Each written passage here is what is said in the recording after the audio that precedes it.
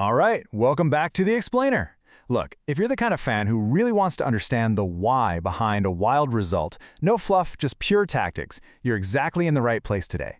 Because on paper, that June 17th, 2026 World Cup match between Portugal and DR Congo, it looked like an absolute massive upset. I mean, so many casual fans just wrote off that 1-1 final score as a total fluke. But when you actually break down this match, it turns into this incredibly fascinating tactical puzzle. So let's figure out together exactly how a heavy favorite ended up dropping two crucial points. And spoiler alert, it wasn't a lack of effort, it was due to some seriously deep structural flaws. Grab a coffee and let's get into it.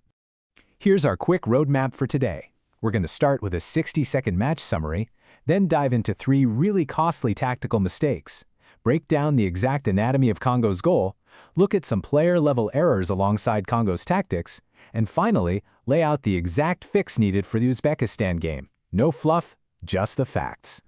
Let's kick things off with Section 1, the 60-second match summary.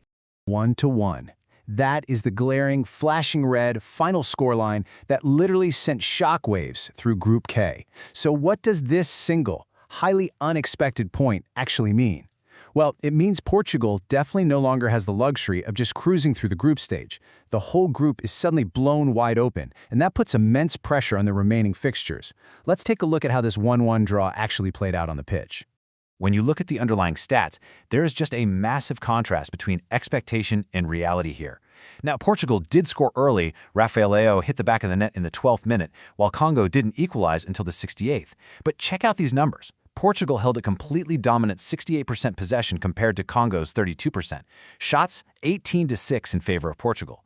But you know, having 68% possession and only walking away with a draw, it's kind of like buying a Ferrari just to sit in bumper-to-bumper traffic. And the expected goals, the XG, that tells the real story. We're talking 2.4 for Portugal against just 0.8 for DR Congo. They generated more than enough high-quality chances to win this thing comfortably, but they just didn't. So let's find out why.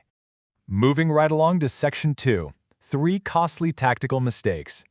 We can basically boil Portugal's dropped points down to 3 overarching failures: sloppy defensive transitions, a really surprising lack of true midfield control despite all that possession, and incredibly wasteful finishing. Because as we see time and time again in football, raw talent and possession without a really focused purpose, that usually leads to failure. Let's break down the cause and effect for each of these. It's fascinating to see exactly how Portugal was undone here. First up, defensive transitions. Portugal kept committing both of their fullbacks incredibly high up the pitch. And Congo? They punished this beautifully by leaving their wingers wide and just launching these direct balls straight into the channels. To fix this, Roberto Martinez really needs to keep one fullback inverted to protect the center of the park. Second mistake, midfield control. Most of Portugal's possession was just sterile, U-shaped passing. Congo punished that with a super aggressive mid-block. The solution there is way faster vertical passing. And finally, finishing. Congo punished Portugal's wasted chances simply by staying alive in the game. The required fix? Pure, ice-cold composure in the box. Okay, Section 3, Anatomy of Congo's goal. Let's trace the exact sequence of how that equalizer happened. Step 1, the play starts with a really cheap turnover by Portugal in the final third. And because both fullbacks are currently overlapping, there's this massive green vacuum on the flanks. Step 2, the central defensive midfielder gets completely bypassed by just one single vertical pass that forces the left center back to step out wide, which stretches the entire backline and leaves Wissa totally unmarked. And step 3, what should Portugal's shape have been? Well, a standard 3-2 rest defense. If the defensive mid stays anchored and one fullback tucks in, that passing lane is completely blocked, and this 68th minute goal literally never happens. Which brings us to Section 4, Player Errors and Congo's Tactics.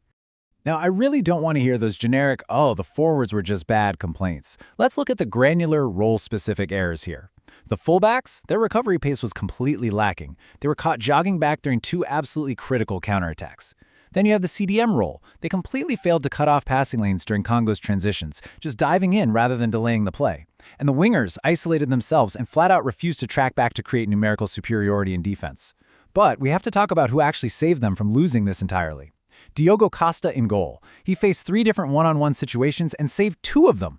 Without him, honestly, Portugal loses this game 2-1 or maybe even 3-1. So the contrast here is wild. Going in, Portugal obviously expected to just suffocate Congo with 70% possession, using overlapping runs to create easy cutbacks. But we have to give immense credit to DR Congo. They did two incredibly smart things to earn this draw. First, they deployed a highly disciplined 4-4-2 mid-block, completely refusing to get pulled out of position by Portugal's sideways passing. And second, they used predetermined escape routes. The literal second they won the ball, they didn't even look up to think. They immediately played a blind pass to the wings, where they already knew a forward was sprinting. Just brilliant, disruptive counter tactics. All right, Section 5, the fix for Uzbekistan. Looking at all this analysis, a winning formula for their next clash really does emerge through three practical changes. Number 1, a formation tweak.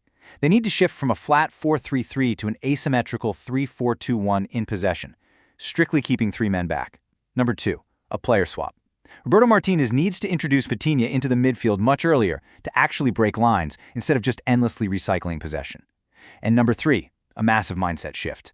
Portugal has got to abandon this assumption that just having the ball means you're controlling the game. They need to adopt an aggressive counter-pressing mindset the literal second they lose possession. So this brings us to the ultimate bottom-line question for Portugal fans staring at those Group K standings. Is 1-1 versus Congo a total disaster, or is it a wake-up call?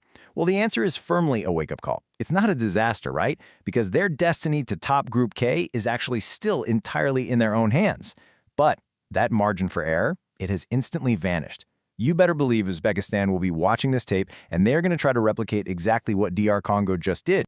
I want to leave you with this final, definitive thought based on everything we've covered today. If Portugal fixes only one single thing before they play Uzbekistan, fix their rest defense. Honestly, it doesn't matter if you have 70% possession or 2.4 XG if you're completely exposed every single time you lose the ball. The blueprint on how to hurt them is officially out in the open now. So will Portugal adapt and secure that backline, or will Uzbekistan exploit the exact same cracks to shock the world? Thank you so much for joining me for this explainer. What do you guys think happens next?